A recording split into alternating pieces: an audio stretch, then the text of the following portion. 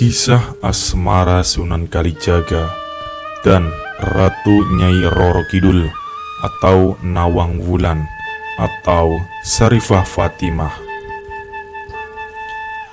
Pusaka Agung Buana Tombak Nirwana Cakra Langit.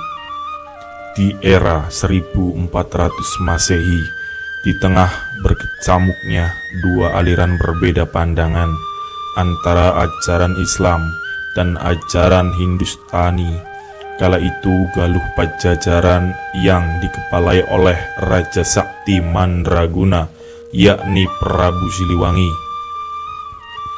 Ia tidak mau diislamkan oleh Kanjeng Syekh Sarif Hidayatullah, kakek dan cucu, sehingga menimbulkan perang saudara di antara kedua belah pihak. Dalam hal ini, Pangeran Arya Kemuning, Dewi Nyimas Gandasari, dan Nyimas Roro Kencono Wungu ditugaskan untuk mengalahkan kesaktian Prabu Siliwangi. Namun sang Prabu bukan tandingan ketiganya. Bukan hanya sakti, beliau juga seorang linuih dalam hal strategi perang, sehingga kala itu pasukan Cirebon dengan mudahnya dikalahkan. Dengan kalahnya pasukan Cirebon, Kanjeng Sunan Kalijaga akhirnya diutus untuk menghadapi kesaktian yang dimiliki oleh Prabu Siliwangi. Namun lagi-lagi utusan Cirebon tidak bisa mengalahkannya. Dengan memohon petunjuk kepada Allah Subhanahu wa Ta'ala, Kanjeng Sunan Gunung Jati mengutus kembali Rayi Kalijaga untuk meminjam satu pusaka pilih tanding kepada Ratu Kidul, Dewi Nawang Wulan, berupa tombak Karera Reksa. Berangkatlah sang Kalijaga, dan sesampainya di dasar laut pantai selatan, beliau ditolak mentah-mentah oleh Ibu Ratu Kidul dengan alasan tidak membawa bukti atau surat utusan dari Kanjeng Sunan Gunung Jati. Disinilah kejelian Ibu Ratu Kidul, padahal beliau sudah sejak lama menaruh hati kepada Kanjeng Sunan Kalijaga. Wahai Kisanak, pulanglah kecuali engkau mempertemukan aku dengan Raja Panatagama, sebutan buat Raja Cirebon. Karena merasa tidak mendapatkan hasil, maka Kanjeng Sunan Kalijaga terpaksa membawa Kanjeng Ratu Kidul untuk menghadap Kanjeng Sunan Gunung Jati. Sesampainya tiba di kota Cirebon, Kanjeng Sunan Gunung Jati menyambutnya dengan tersenyum simpul. Melihat Kanjeng Sunan Gunung Jati tersenyum, Ibu Ratu Kidul langsung wajahnya memerah. Beliau sangat malu dan takut karena sang Sunan bisa membaca pikirannya. Sesampainya di dalam kaputren, Sunan Gunung Jati langsung memanggil Kanjeng Ratu Kidul atau Dewi Nawang Wulan, putri Prabu Siliwangi dari istri kedua, Ratu Palaga Inggris. Wahai putri Prabu Siliwangi, hanya dikau yang mampu mengalahkan kesaktian ayahandamu.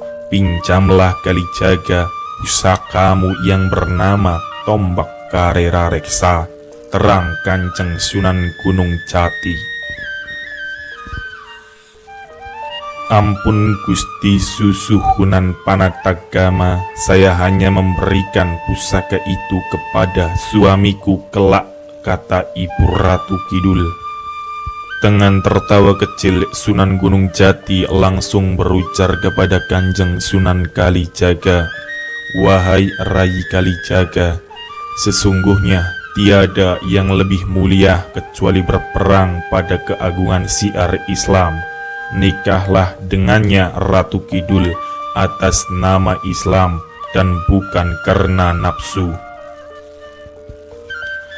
Dengan ketulusan hati Kanjeng Sunan Kalijaga, beliau menerima dengan kepatuhan seorang murid atas perintah gurunya.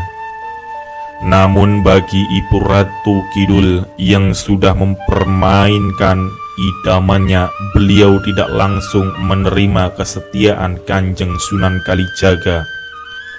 Walau dalam hatinya saat itu penuh dengan bunga cinta, beliau mencoba bertanya kepada kekasihnya terlebih dahulu. Ampun Gusti Panatagama, bagi para penghuni dasar Laut Selatan sangat pantang menerima seorang suami tanpa adanya suatu ikatan batin. Saya hanya ingin calon suamiku memberikan satu kenangan di hari pernikahannya nanti, berupa tasbih kecubung wulung yang berasal dari Laut Merah. Setelah keinginan Ratu Kidul terucap yang ditujukan buat Kanjeng Sunan Kalijaga, Sunan Gunung Jati langsung mengutus Kanjeng Sunan Kalijaga untuk mencari apa yang menjadi keinginan dari Kanjeng Ratu Kidul.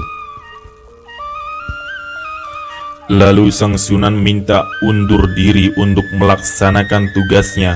Beliau langsung pergi ke Gunung Ciremai menjalankan tafakur dan minta perlindungan kepada Allah Subhanahu Ta'ala.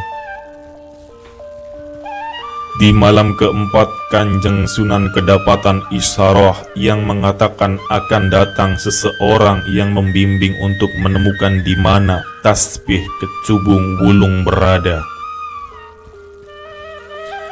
Atas izin Allah, siang harinya 3 sosok manusia yang berasal dari bangsa lelembut bernama Sang Yang Sontong, Sang Ratu Sanggah Wisesa, dan Sih Walaikat datang menghampirinya.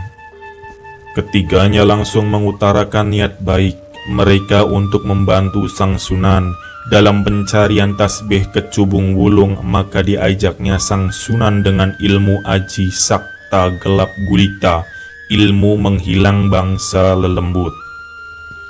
Sesampainya di pinggir Laut Merah, keempat orang yang barusan datang tadi langsung disambut oleh Pangeran Sulaiman Gaib, pendamping atau korin Ratu Bilqis dari bangsa siluman.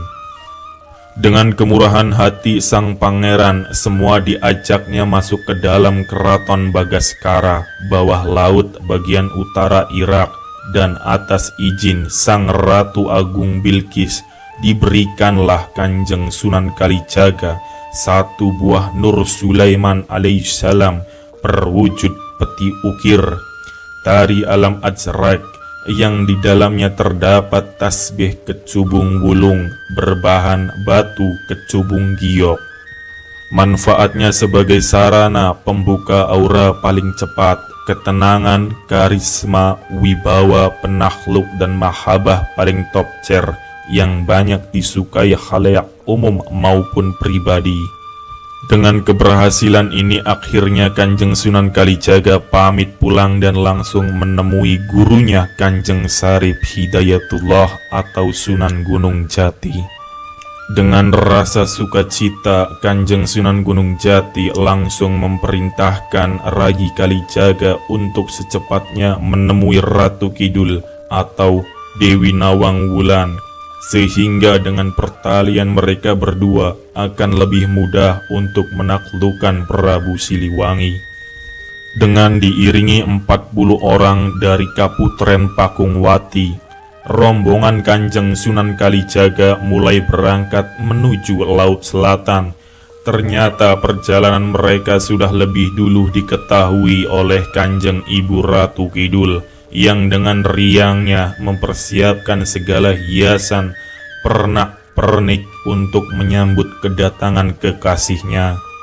Setelah kedua kekasih resmi menjadi sepasang suami istri, maka diserahkannya pusaka penakluk Karera Reksa yang selama ini menjadi bagian dari pusaka wahid keraton bangsa dasar laut.